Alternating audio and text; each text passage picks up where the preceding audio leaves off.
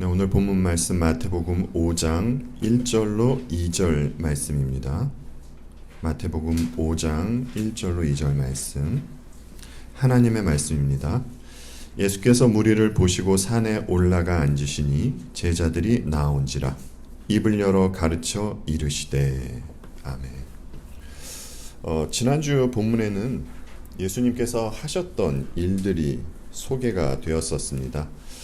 주님의 일은 말씀을 전하시는 것, 그 다음에 천국 복음을 전파하시고, 그리고 병자를 고치시고 귀신 쫓는 사역을 하셨습니다. 사람들이 왜 병들고 귀신 들리게 되었었습니까? 이유는 하나님으로부터 오는 그 참된 생명이 없어졌기 때문이었습니다. 죄로 인해서 하나님으로부터 생명을 받지 못하게 되었기 때문인 것이죠. 그래서 죽음이 있는 곳에 기생하는 그 죽음의 증상들이 나타나게 된 것이었습니다. 이렇게 영적으로 죽어 있는 사람들에게 예수님은 천국 복음을 전하여 치유해 주셨던 것인데, 이는 앞으로 있을 그 십자가 사건을 가리키고 있는 일들이었습니다. 그리고 주님은 말씀을 전하시는 일과 치유 사역을 통해서 이 땅에 임한 천국을 전하고 계셨던 것입니다. 그래서 갈릴리에서 시작된 이 복음은 생명력이 있어서 이방으로 전해지게 되고, 이 소식을 들은 많은 사람들이 예수님께 모여들고 따르게 되었던 것이었습니다. 오늘은 그 산상설교와 관련해서 그 몇 가지 사항을 좀 말씀드리려고 합니다. 제목은 산상설교 개관이라고 써 있는데 이렇게 좀 거창하지 않고 산상설교와 관련해서 우리들이 좀 생각해보고 알아야 할 사항들이 있어야 할 것 같아서 이 내용으로 오늘 좀 말씀을 드리려고 합니다. 우선은 2000년 전에 말씀하신 이 산상설교가 오늘을 살아가는 우리에게 있어서 어떤 의미가 있는 것인가, 우리는 과연 이 말씀에 따라서 살아갈 수 있는지에 대해서 한번 살펴보려고 합니다. 그리고 모세를 통하여 받은 시내산 율법과 또 예수님께서 산에서 전하신 이 말씀에 어떤 차이점이 있는지 이에 대해서도 한번 살펴보도록 하겠습니다. 지난주에 말씀드렸듯이 마태복음 4장 23절과 또 9장 35절은 천국 복음에 대한 같은 말씀입니다. 이 두 구절 사이에 주께서 가르치시고 전파하시고 치유하시는 천국 복음에 관한 내용이 모두 들어 있습니다. 예수님께서 천국에 관한 말씀을 전하신 것은 5장부터 7장에 나오고 있고요. 병자를 고치시고 귀신을 쫓는 일이 8장과 9장에 나옵니다. 그러니까 마태는 4장 23절의 말씀을 9장까지 풀어서 보여주고 있는 것입니다. 이 그림을 머릿속에 넣어두시고 말씀을 들어주시기 바랍니다. 우리는 이미 세상이 말하는 천국과 또 성경이 말하는 천국이 다르다는 것을 알고 있습니다. 사람이 말로 표현할 수 없을 만큼 좋은 곳이 천국이 아니라 예수 그리스도께서 계신 곳이 천국이죠. 다른 복음서는 같은 의미이지만 천국을 하나님 나라로 소개해주고 있습니다.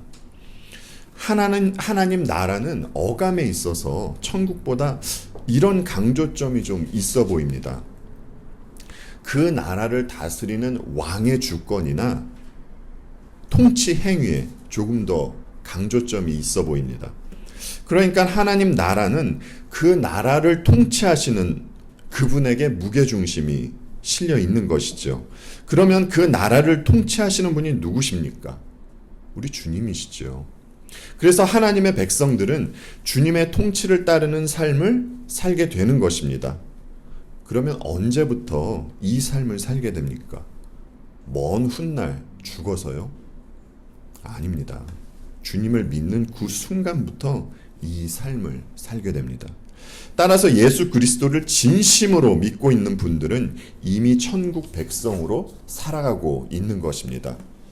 그래서 이 그리스도인들과 세상 사람에게서 어떤 극명한 차이점이 있게 되는 것입니다. 왜냐하면 세상은 사탄의 통치와 또 사탄의 가르침을 따르고 그리스도인은 주님의 통치와 주님의 가르침을 따르기 때문입니다. 그러면 이 두 무리에게 어떤 차이점이 나타나는 줄 여러분들은 아시겠죠? 한 무리는요, 사탄을 닮아가는 것이고 다른 무리는 그리스도를 닮아가는 것입니다. 여러분, 사탄을 닮아간다라고 해서 머리에 뿔이 나고 입에서 피가 나는 것이 아닙니다. 그러면 그리스도의 무엇을, 성도들은 그리스도의 무엇을 닮아가는 것입니까? 그분의 성품을 닮아가는 것입니다. 그래서 갈라디아서에서 나온 이 열매들이, 성령의 열매들이 주님의 성품인 것이죠. 차치하고 성도가 살아가는 이 세상은 죄로 심하게 물들어 있습니다. 웬만한 죄는 죄로 드러나지 않을 정도로 심각한 상태입니다. 그래서 그리스도인이 주님의 통치를 따르는 일이 결코 만만치가 않습니다. 쉽지가 않아요. 만약 신앙인으로서 이 세상을 살아가는데 전혀 아무런 갈등이 없다면 그것은 문제가 있는 것입니다. 어딘가 잘못되어 있는 것이에요. 이런 이유에서 백성들은 주님의 통치가 온전히 이루어지는 그 재림의 날을 기다리게 되는 것입니다. 그러니까 천국은 이미 왔지만 완성된 천국을 바라보게 되는 것이죠. 주님을 믿는 성도는 이 간격 안에서 새하늘과 새 땅을 바라보며 천국 백성으로 살아가는 것입니다. 지금 우리에게 주어진 삶이 그만큼 중요한 시간입니다. 산상설교는 그리스도인의 마음가짐과 또 삶에 대한 말씀입니다. 그래서 그런지 우리 기독교 안에서 이 산상설교를 놓고요, 많은 이야기들이 있어 왔습니다. 이 중에서 두 가지만 말씀을 드릴 텐데요. 말씀을 드리기 전에 제가 여러분들께 질문을 하나 먼저 드리겠습니다. 여러분께서 산상수훈의 내용을 보셔서 아시겠지만 당장 나오는 팔복에 대해서, 그리고 분을 품는 것에 대해서, 원수를 사랑하는 것에 대해서 그 누구도 모르게 은밀히 구제하는 이러한 것 등, 주님은 천국 백성은 이런 삶을 살아야 한다고 말씀하고 있습니다. 여러분, 예수님께서 말씀하신 대로 살 수 있으십니까? 속으로 대답해 주시기 바랍니다. 이 질문에 대해서 이런저런 의견들이 있어 왔습니다. 산상설교의 윤리는 굉장히 높은 수준의 윤리입니다. 그래서 이제 어떤 사람들은 산상수훈에 나타난 윤리를 특정하게 짧은 기간 동안 혼신의 힘을 다해서 지켜야 하는 윤리였다라고 말하는 사람들이 있습니다. 이유는 예수님께서 이제 곧 임할 그 마지막 날을 염두에 주시고 급하게 말씀하셨다는 것이에요. 인간이 어떻게 타인에게 화를 내지 않고 또 원수마저 사랑할 수 있단 말인가? 하지만 짧은 기간이라면 할 수도 있을 것이다. 그래서 그 기간 동안만 철저한 자기 부인을 요구했다라는 것이죠. 그런데 주님께서 말씀하신 윤리는 마지막 날뿐만이 아니라 그 날을 넘어서 영원히 따라야 하는 말씀입니다. 그렇지 않습니까? 잠깐을 위해서 주신 말씀이 아니란 것이죠. 따라서 이 의견은 아니라고 생각이 됩니다. 그리고 산상수훈을 이렇게 보는 분들도 있습니다. 좋은 듯 하면서도요, 굉장히 안 좋은 해석입니다. 이 해석을 하시는 분들이 개혁주의 진영 안에 있는 분께서 간혹 이런 해석을 하십니다. 사람은요, 산상수훈의 말씀대로 살지 못한다는 것이에요.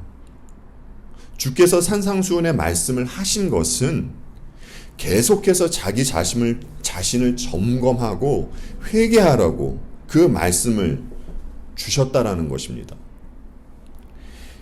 이분들의 말대로라면 여러분, 예수님은 어떤 분입니까? 제자와 무리들에게 지키지도 못하는 그러한 규범을 제시하는 분이 되는 것 아닙니까? 따라서 이분들의 의견 또한 우리는 따를 수 없는 것입니다. 그리고 또 어떤 분들은 산상수훈을 율법으로 보는 분들이 있는가 하면, 또 어떤 분들은 인간이 의지를 내면 지킬 수 있는 규범이라고 말하는 분들도 있습니다. 그런데 사실 이렇게 말하는 분들은 아직도 사람이 누구인지, 죄인이 어떤 존재인지 모르고 하는 이야기입니다. 그러면 주께서 산에서 설교하신 대로 살 수 있다는 것입니까? 아니면 살 수 없다는 것입니까? 사람은 산상설교의 말씀대로 살지 못합니다. 절대로 그렇게 살 수가 없습니다. 그런데 산상설교의 말씀대로 살 수 있는 존재가 있습니다. 우리는 그들을 성도, 그리스도인이라고 부릅니다. 성령으로 거듭나서 새로운 존재가 된 분들은 그리스도 안에서 그 거룩하고 아름다운 삶을 살아갈 수 있습니다. 하지만 반드시 거듭남이 있어야 가능합니다. 거듭남에 대해서 가장 확실하게 말씀해 주시는 곳이 예수님과 니고데모의 대화일 것입니다. 요한복음 3장 3절에서 예수님은 니고데모에게 이런 말씀을 하시죠. 예수께서 대답하여 이르시되 진실로 진실로 내게 이르노니 사람이 거듭나지 아니하면 하나님의 나라를 볼 수 없느니라. 여러분, 거듭난다는 것이 무엇입니까? 이제 다 알고 계시지 않습니까? 거듭난다는 것은 영적으로 죽고 다시 태어난다는 것이에요. 다시 태어난다는 것은 새로운 존재가 된다는 것이죠. 그러면 주께서 사람이 거듭나지 않으면 하나님 나라를 볼 수 없다라고 하셨는데, 그러면 거듭난 사람은 하나님 나라를 볼 수 있게 되었다는 것이겠죠. 그리고 또 주님은 이어서 요한복음 3장 5절로 6절에서 이런 말씀도 이어서 해주십니다. 예수께서 대답하시되 진실로 진실로 내게 이르노니 사람이 물과 성령으로 나지 아니하면 하나님의 나라에 들어갈 수 없느니라. 육으로 난 것은 육이요 영으로 난 것은 영이니. 아멘. 하나님 나라를 보는 것, 그 다음에 하나님 나라에 들어가는 것, 같은 의미를 가지고 있는 표현입니다. 성령으로 난다는 것은 인간의 그 영역 안에서 일어나는 일이 아니라 하나님의 영역에서 일어나는 일이고, 또 영적인 존재로 다시 태어나야 하나님 나라에 들어갈 수 있다는 것입니다. 여러분, 그런데 왜 꼭 다시 태어나야만 합니까? 아니, 예수님께서 그 나라의 통치자라고 하시는데 그분의 뜻에 따라서 그냥 그 나라로 들어갈 수는 없는 것입니까? 예, 그럴 수가 없습니다. 왜냐하면 인간은 너무나 악하기 때문입니다. 그런데 이 악한 것이 어디에서 나온다고 성경이 말해주고 있습니까? 성경이 말하길 사람의 악함은 마음에서 나온다고 말해주고 있습니다. 그런데 이 마음이 바뀌려면요, 몇 가지를 고치거나 아니면 몇 가지를 보완해서 되는 문제가 아니라 말 그대로 새롭게 태어나는 수밖에는 없다는 것입니다. 새롭게 거듭나서 마음이 바뀐 이들이 산상설교의 말씀에 따라 살 수 있는 존재라는 것이죠. 이 사실을 염두에 두시기 바랍니다, 여러분. 그리고 잠시 이스라엘이 걸었던 길을 회상해 보도록 하겠습니다. 지난번에 이스라엘이 애굽에서 광야까지 나오게 된 것을 말씀을 드리면서 주님도 이스라엘과 동일한 동선으로 광야로 나오신 것에 대해서 말씀을 드렸습니다. 여러분, 광야 생활을 하면서 이스라엘은 3개월 만에 어디에 도착하게 됩니까? 그 도착한 곳이 어디입니까? 시내산이죠. 시내산에서 이스라엘 백성은 모세를 통하여 율법을 받게 됩니다. 십계명을 받게 돼요. 이때의 상황을 출애굽기는 이렇게 묘사를 해주고 있습니다. 출애굽기 20장 18절로 19절 말씀입니다. 뭇 백성이 우레와 번개와 나팔 소리와 산의 연기를 본지라 그들이 볼 때 떨며 멀리 서서 모세에게 이르되 당신이 우리에게 말씀하소서 우리가 들으리이다. 하나님이 우리에게 말씀하시지 말게 하소서 우리가 죽을까 하나이다.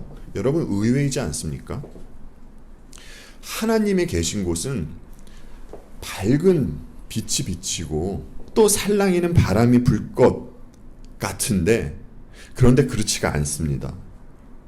시내산에서는 우레와 번개가 치고 있었습니다. 그리고 백성들은 멀리 있었음에도 불구하고 하나님의 임재 앞에서 벌벌 떨고 있었습니다. 그리고 모세에게 이렇게 말을 하죠. 하나님께서 직접 말씀하게 하지 말고 당신이 대신 말해달라고 말입니다. 여러분, 하나님의 말씀이 하나님께서 얼마나 무서웠으면 그들이 모세에게 대신 말해달라고 했겠습니까? 이스라엘은 이 정도로 하나님을 두려워하고 있었습니다. 그리고 이런 상황에서 모세는 하나님이 계신 곳으로 가게 되는 것입니다. 그리고 율법을 받게 됩니다. 그런데 모세가 받은 십계명을 보면 여러분들께서 잘 알고 계시듯이 해라, 하지 말아라 하는 명령법으로 되어 있습니다. 명령법으로 되어 있는 하나님의 율법은 지키면 복을 받고 지키지 못하면 저주를 받게 됩니다. 어떤 여지가 없어요. 둘 중에 하나입니다. 그토록 두려워하고 있는 하나님으로부터 그들은 율법을 받게 됩니다. 그런데 이스라엘이 하나님의 율법을 온전히 잘 지켰습니까? 그들은 지킨다고 큰 소리는 쳤지만 지키지 않았습니다. 그들의 관심은 율법에 있는 것이 아니라 다른 곳에 있었습니다. 사실 그들은 모세가 시내산에서 하나님으로부터 율법을 받을 때 그들은 이미 자신들이 관심을 두고 있는 우상을 만들고 있었습니다. 여러분, 그 우상이 금송아지 아닙니까? 이것이 죄인들의 실체입니다. 성경은 이것이 죄인들의 실체라고 똑똑히 보여주고 있는 것입니다. 죄인들은 거룩에는 사실 0.1%의 관심도 없습니다. 그러니까 여러분, 우리는 이런 부분을 보아야 하는 것입니다. 여러분, 이스라엘이요, 하나님을 만만하게 보았습니까? 하나님을 만만하게 생각했나요? 아닙니다. 그들은 하나님을 두려워했어요. 그런데 그들은 하나님을 그렇게 두려워하면서도 율법은 지키지 않은 것입니다. 왜요? 실상 그들이 하나님을 두려워는 했지만 하나님을 향한 사랑은 없었기 때문입니다. 그들이 사랑한 것은 하나님이 아니라 우상입니다. 이것을 뒤집어서 생각해 보면 그들은 하나님께서 자신들에게 베풀어 주신 그 은혜를 깨닫지 못하고 있었다는 것이에요. 그럼에도 불구하고 이스라엘은 하나님께서 율법을 주셨을 때 이 율법을 지키겠다고 호언장담했던 것이었죠. 이스라엘이 외적으로는 몇 가지 그 율법을 지키는 것처럼 보였을 수도 있었을 것입니다. 하지만 속마음은 전혀 아니었죠. 싸잡아서 말씀드려서 좀 죄송합니다만, 우리가 프리웨이에서 이렇게 차를 몰고 가다 보면 적정 속도보다 좀 빨리 갈 때가 있지 않습니까? 이렇게 운전을 하다 보면 때로는 경찰차를 보는 경우도 있습니다. 이때 대부분의 사람들은 속도를 낮춥니다. 그렇지 않습니까? 그리고 적정 속도에 맞추게 되죠. 여러분, 왜 그럽니까? 경찰이 두려워서 그런 것이죠. 경찰 앞에서 법을 어기면 그에 상응하는 대가가 있기 때문입니다. 그래서 우리는 순간 법을 지키는 것처럼 보이는 것이죠. 우리 중에 그 누구도 경찰을 사랑해서 법을 지키는 사람은 없습니다. 경찰이 시야에서 사라지면 우리는 금방 차 속도를 또 올리곤 합니다. 이스라엘 백성이 이와 같은 마음이었습니다. 법을 어기면 하나님으로부터 저주를 받을까봐 율법을 지키는 척을 한 것이지, 그들은 틈만 나면 우상을 섬기고 또 그것에 마음을 두고 있었던 것이었습니다. 그리고 이제 신약에 와서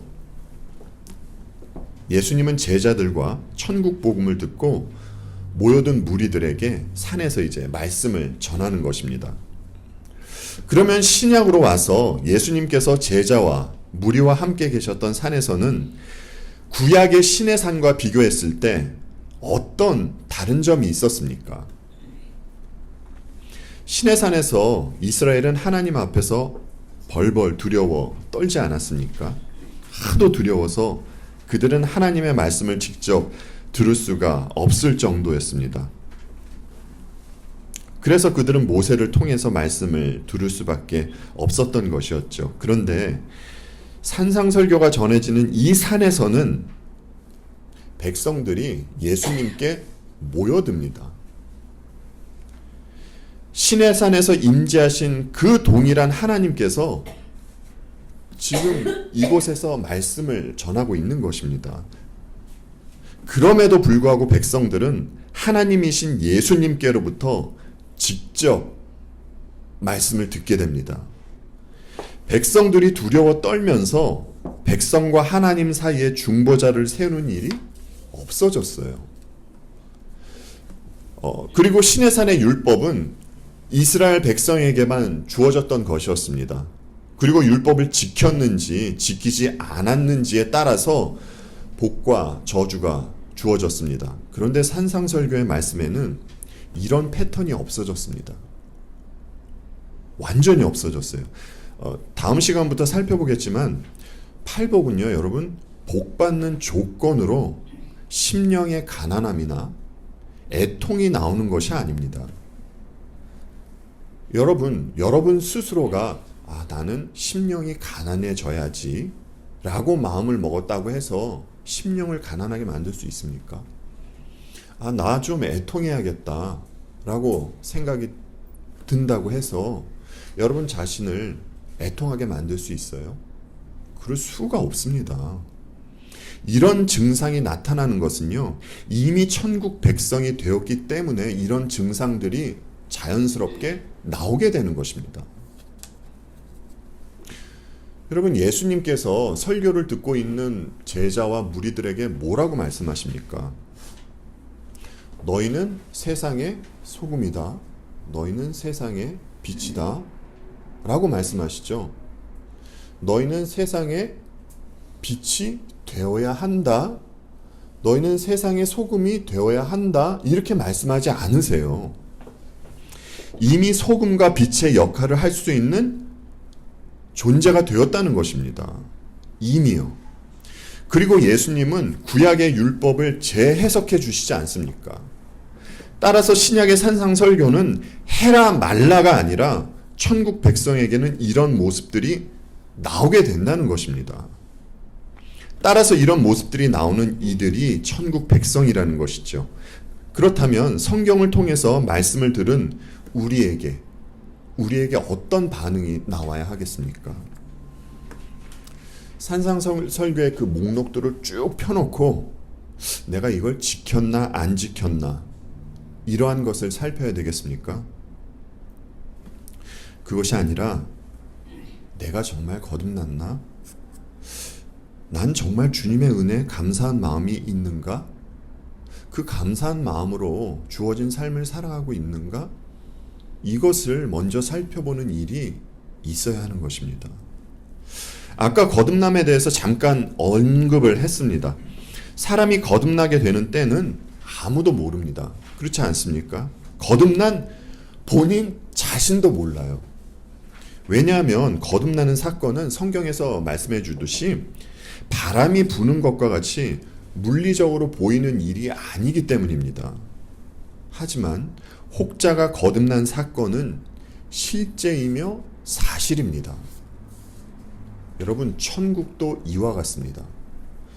성경의 말에 의하면 예수 그리스도께서 이 땅에 오셨을 때 천국은 이미 임했습니다.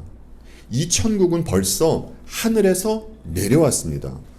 그리고 역사 안에서 살아가고 있는 주님의 백성들은 천국 백성으로 살아가고 있는 것입니다. 그렇다면 천국 백성이 된 분들은 어떻게 그런 복된 존재가 되었습니까? 여러분들은 어떻게 복된 존재가 되었습니까? 여러분들이 그래도 남들보다 조금 특별히 거룩한 삶을 살았기 때문에, 아니면 남들보다 좀 의로운 모습을 보였기 때문에 그런 복된 존재가 되었습니까? 아닙니다. 우리가 여러분 제자들을 보면 알 수 있지 않습니까? 그들은 특별히 거룩한 삶을 살지 않았습니다. 그들은요, 그저 일터에서 물고기를 잡다가 예수님을 만나고 천국 백성이 된 것입니다. 그럼에도 불구하고 특별한 점이 있다면요, 그들 자신에게 특별한 점이 있는 것이 아니라 그들은 외부로부터, 하나님으로부터 은혜를 입었다는 그 특별한 점이 있습니다. 그들에게 특별한 점이 있다면 이 이유 하나밖에 없어요. 모세를 통하여 받은 시내산 율법은 사람이 아무리 지키려고 해도 지킬 수가 없는 것입니다. 사람에게 율법을 지켜서 천국 백성이 될 수 있는 능력은 제로입니다. 그래서 여러분, 그 율법을 대표하는 모세를 비롯해서 출애굽 1세대는 여호수아와 갈렙 말고는 가나안으로 입성하지 못하고 모두 광야에서 죽음을 맞이하게 되지 않습니까? 성경은 이것을 보여주잖아요. 율법에 속해 있는 사람들을 상징적으로 보여주는 것입니다. 이렇게 율법으로 따지면 천국 백성 될 수 있는 사람은 아무도 없습니다. 율법에 따라서 모든 사람은 저주를 받고 꺼지지 않는 지옥불로 떨어지는 것이 마땅한 것입니다. 이것이 구약에서 보여주는 신의 산 율법입니다. 그런데 예수님께서 율법을 온전히 지키시고 또 당신의 살이 찢기시며 보혈을 흘려주셨기 때문에, 십자가에서 돌아가셨기 때문에, 그리고 다시 부활하셨기 때문에 산상설교에서 말씀하신 천국 백성이 있을 수 있게 되는 것입니다. 이렇게 예수님께서 하신 일을 선물로 거저받은 이들이 그들이 은혜를 입은 천국 백성입니다. 따라서 천국 백성의 특징은 주께서 하신 일에 관심을 두고 주님께 시선을 두고 살아가는 것입니다. 로이 존스 목사님께서 어떤 말씀을 하셨는데, 지금 제가 드렸던 말씀과 관련한 어떤 말씀으로 보이기 때문에 지금 이 시간을 통해서 인용하겠습니다. 로이 존스 목사님께서 하신 말씀입니다. 나는 단번에 알 수 있었다. 그들은 여전히 자신의 관점에서 생각하고 있다. 그들은 아직도 그리스도인이 되려면 자신이 더 나은 사람이 되어야 한다고 생각하고 있었다. 굉장히 겸손해 보이기는 하지만 그것은 악마의 거짓말이며 믿음을 부인하는 것이다. 당신은 결코 충분히 선한 사람이 되지 못할 것이다. 충분히 선한 사람은 이제까지 아무도 없었다. 기독교의 구원의 핵심은 주님만이 충분히 선하시며 나는 그분 안에 있음을 고백하는 것이다. 신앙인이 자신을 살피고 회개하는 일은 반드시 있어야 하고 또 중요한 일입니다. 그러나 자신이 더 나은 사람이 되는 것을 목적으로 신앙생활을 하는 것은 다른 방향으로 가게 되는 것입니다. 제가 조금 심하게 말씀을 드리자면 목적이 잘못 설정된 그 신앙생활을 하다 보면 어느덧 자기 자신이 수도승이 되어 있는 모습을 보게 될 수도 있습니다. 우리가 알고 있듯이 간디가 그런 식으로 산상설교를 보고 살려고 한 것 아니겠습니까? 여러분, 아닙니다. 그리스도인은 주님 안에 있다는 것을 인식하면서 주님께 초점을 맞추고 살아가는 존재들입니다. 그렇다면 여러분, 산상설교의 말씀을 율법으로 보는 사람들이 있는데 주님은 당신에게 모여든 그 무리들 앞에서 또다시 율법을 전하고 계신 것이겠습니까? 그럴 리가 없겠죠. 이 말씀을 또다시 율법으로 보면 안 되는 것입니다. 그러니까 주님 안에서 우리가 산상설교의 말씀대로 살 수 있다는 것은 율법이 아니라 복음입니다. 그러니까 예수님을 믿는 분들은 이 말씀을 율법으로 받아들이면 안 되는 것이에요.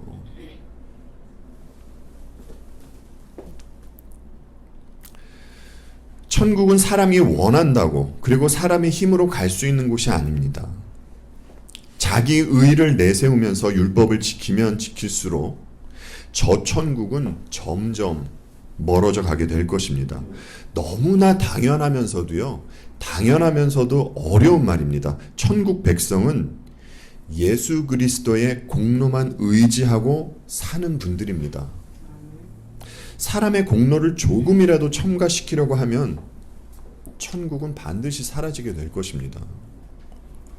구약 말씀을 보면 이스라엘도 대단하고 하나님도 대단하시다라는 생각이 듭니다.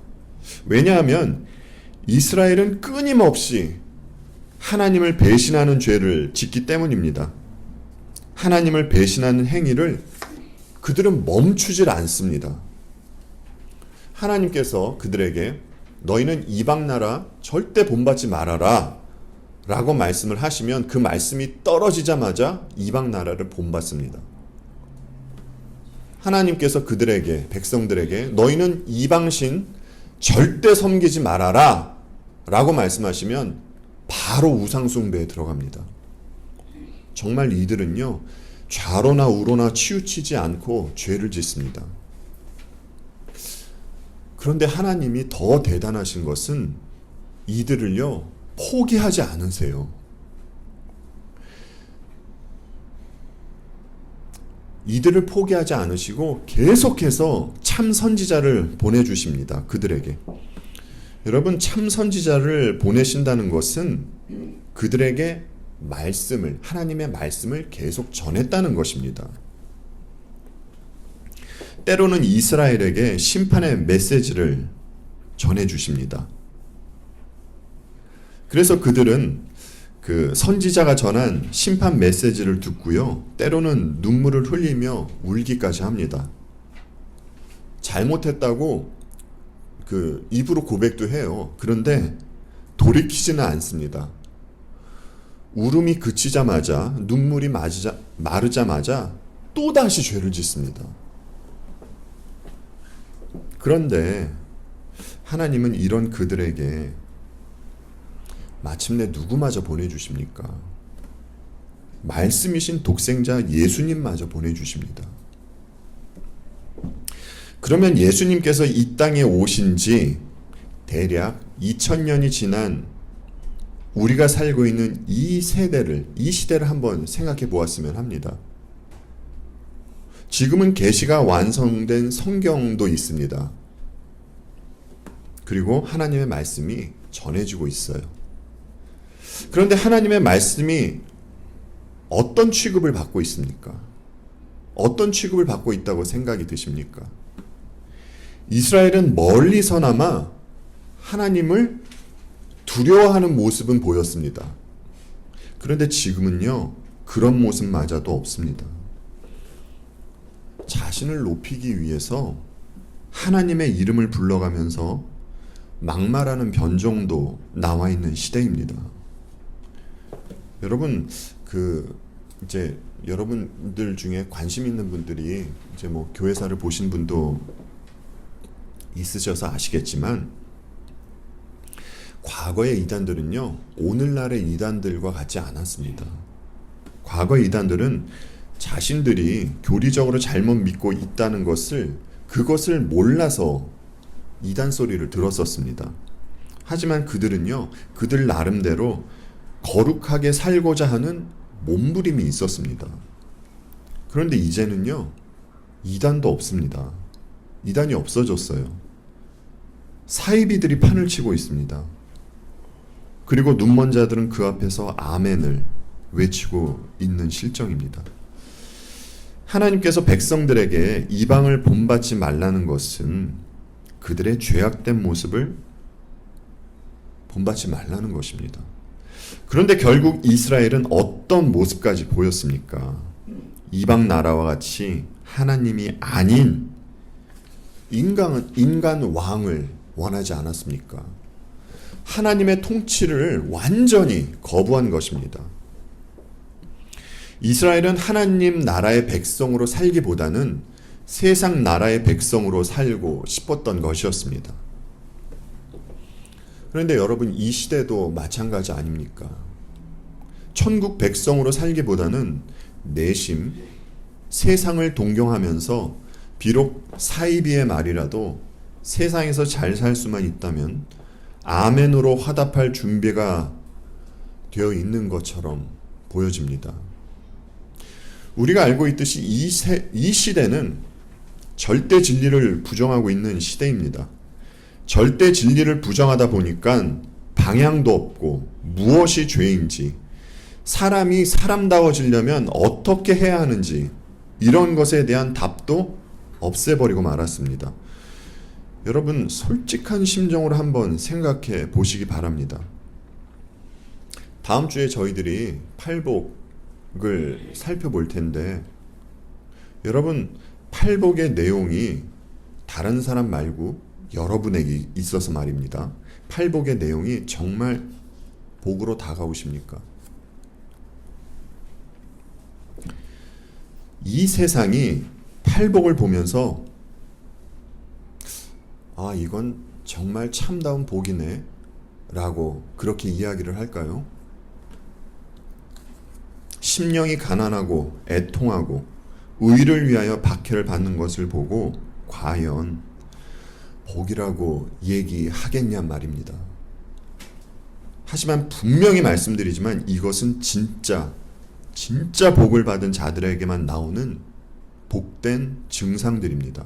왜냐하면 먼저 팔복은 우리 주님을 나타내고 있는 것이기 때문입니다. 여러분, 이제 여러분께서 날마다 성경을 보고 계신 줄로 압니다. 그런데 여러분, 이제 팔복을 여러 번 한번 자세히 한번 들여다봐 보십시오. 그러면 아, 이거 우리 예수님 얘기하고 있는 거구나 라는 게 보이실 거예요. 이처럼 팔복은 우리 주님을 나타내고 있는 것이기 때문입니다. 그렇기 때문에 주님을 믿고 이 세상을 살아가는 자들에게 이 증상들이 나오게 되는 것입니다. 그리고 이것이 정말 복이라는 것을 알려주시기 위해서 하나님은 우리의 삶을 통해서 이런저런 일들을 또 겪게 해주시는 것이죠. 여러분, 죄로 물들어 있는 이 세상에서 천국 백성으로 살아가는 것 만만치가 않습니다. 과거 믿음의 선배들을 보면 우리가 너무나 잘 알 수 있지 않습니까? 그리고 또 히브리서 11장에서 소개하고 있는 믿음의 인물들을 보아서도 이 사실을 알 수 있습니다. 하지만 그들에게는 그 누구에게도 빼앗기지 않는 그 무엇이 있었습니다. 그것이 무엇입니까? 그것은 하나님께서 주시는 참된 평안과 기쁨입니다. 여러분, 세상 사람들이 사실은 목적하면서 살아가는 것이 명예와 인기와 돈 아니겠습니까? 그런데 사람들이 왜 그토록 명예와 인기와 돈을 손에 쥐려고 그렇게 무단히 애를 쓰겠습니까? 그건요, 결국 따지고 보면요, 이 세상에서 평안하고 싶고 기뻐하고 싶기 때문에 그러한 것을 손에 쥐으려고 하는 것입니다. 그런데 이미 여러분께서 알고 계시듯이 그 평안과 기쁨은 잠시 잠깐 있다가 사라져 버리는 것이지요. 그런데 하나님은 우리들에게 영원한 기쁨, 영원한 평안을 주시는 것입니다. 이 평안과 기쁨을 누리고 살 때에, 천국 백성으로 살 때에 우리들에게 나오는 그 행실은 우리 하나님 아버지께 영광이 되는 행실이 되는 것입니다. 이것이 진정으로 하나님께 올려드리는 찬양과 경배와 영광입니다. 우리의 아버지를 위한다면 이 삶, 조금은 때로는 힘들고 고통스러운 일이 있다 하더라도 기꺼이 살만한 삶 아니겠습니까? 기도하겠습니다.